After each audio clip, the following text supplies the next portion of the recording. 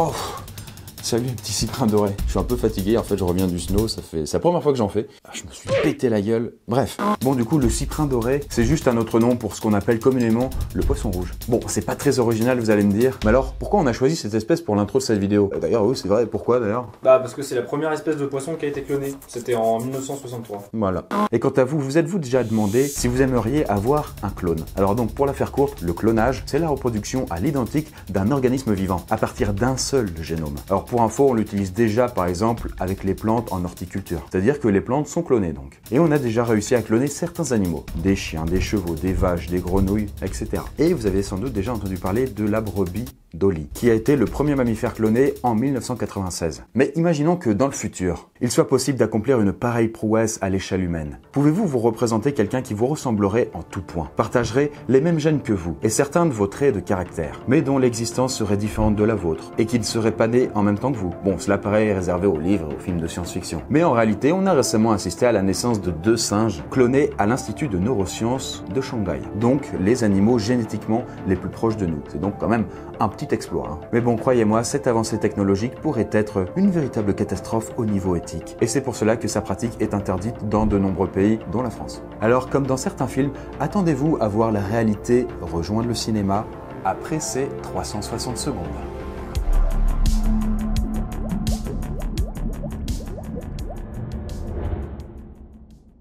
Projetons-nous maintenant dans un futur imaginaire, mais pas impossible. Admettons que vous viviez dans une société humaine où le clonage soit possible, et qu'il soit d'ailleurs régulièrement utilisé par les scientifiques, à des fins plus ou moins honnêtes. Qu'est-ce que cela changerait exactement? Tout d'abord, on peut supposer que les premiers à profiter de cette réussite seraient les chercheurs en médecine et les malades. Eh bah oui, parce que si vous avez un cancer ou une maladie génétique rare, vous seriez quand même sans doute ravi que le clonage existe. Parce que grâce au clonage, les chercheurs pourraient apprendre beaucoup sur le fonctionnement de nos cellules. Et ils pourraient probablement inventer de nouveaux traitements grâce à ces découvertes. Ceci serait plus efficace, plus adapté. Et ça pourrait éviter donc que des millions et des millions de personnes ne meurent dans le monde, quoi. Ah non, mais si tu fais un 360, tout le monde meurt, hein. C'est la règle. C'est la règle. Là, je me désabonne. Allez, ciao.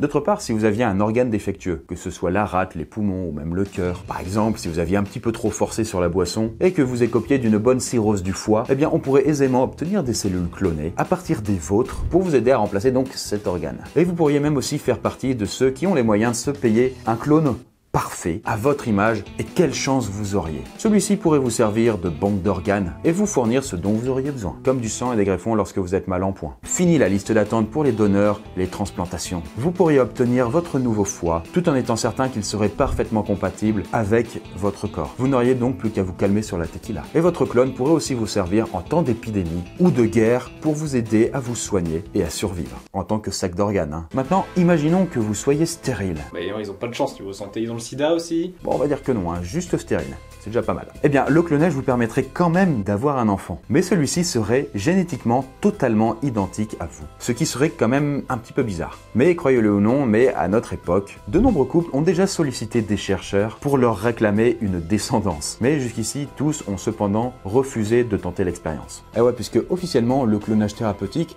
donc lié à la santé, est le seul but poursuivi par les chercheurs qui expérimentent cette technique. Mais que se passerait-il si cette éthique scientifique venait à flancher?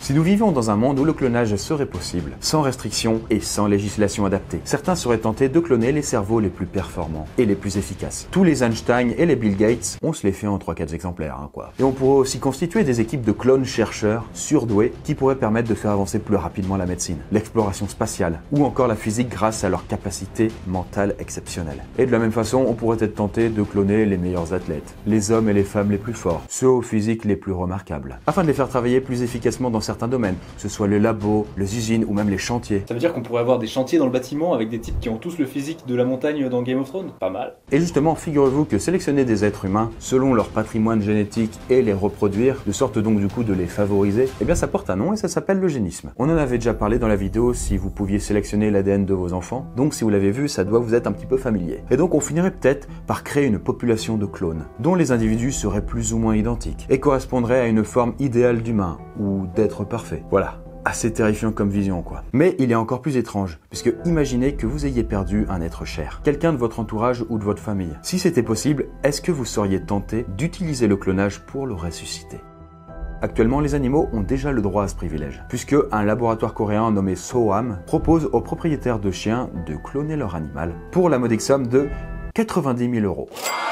Mais bon, ne vous faites pas d'idée. Si le clone ressemblait à la personne que vous aviez perdue et partageait certaines de ses caractéristiques, eh bien, il ne serait pas lui, ce qui est évidemment une bonne partie de ce que nous sommes est défini par notre vécu et nos expériences. Et ça, c'est impossible à reproduire en laboratoire. On ne peut pas cloner les souvenirs. Pour l'instant. Putain, Eric, tu me laisses faire ma vidéo, hein. Bon, je vous rassure tout de suite, ce genre d'application du clonage est, pour l'heure en tout cas, techniquement impossible. Et déjà sévèrement encadré par la loi dans beaucoup de pays. On parle même d'atteinte à la dignité humaine. Donc bon, ça ne rigole pas. Mais pourquoi la loi est-elle si stricte si le clonage permettait de sauver autant de vies? Eh bien déjà, on pourrait se demander quel statut aurait un clone. Est-ce que sa vie serait considérée avec autant de valeur que celle d'un être humain unique et né de façon naturelle? Et qui vous dit que si vous aviez votre propre clone, vous n'en profiteriez pas pour lui apprendre votre métier et l'envoyer à votre travail à votre place?